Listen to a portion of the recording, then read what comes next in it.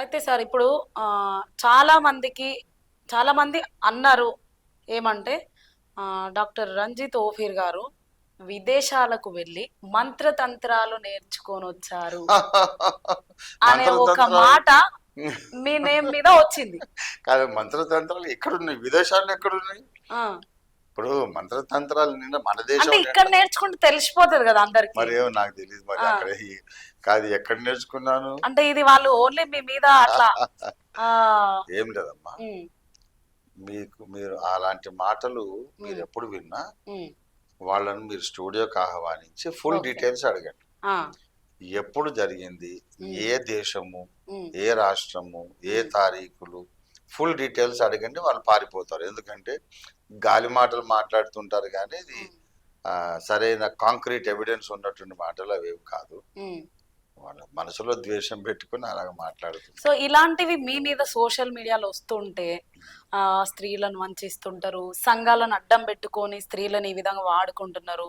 ఇలాంటివి సోషల్ మీడియాలో మీ మీద చూసుకున్నప్పుడు మీకు బాధ కలుగుతుందా? అసలు ఏమైతుంది? పరమానందం కలుగుతుంది. ఎందుకంటే ఇప్పుడు నేను చెప్తున్నాను, స్త్రీలను వంచిస్తున్నాడు అని స్త్రీలు గోల పెట్టట్లేదు, పురుషులు గోల పెడుతున్నారు. అంటే ఇప్పుడు అర్థం ఏంటిది? ఇప్పుడు ఆడోళ్ళని నేను బాధ పెడితే వాళ్ళు కేక పెట్టాలి, వాళ్ళు కంప్లైంట్ ఇవ్వాలి.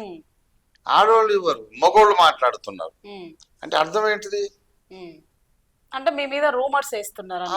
బురద చల్లడం ఒకటి, ఇంకోటి ఒకవేళ ఎవరైనా నాకు నిజంగా క్లోజ్ అయి ఉంటే అబ్బా మాకు రాని ఛాన్స్ వాడికి వచ్చిందిరా అనే కడుపు మంట కూడా అయి ఉండొచ్చు. అది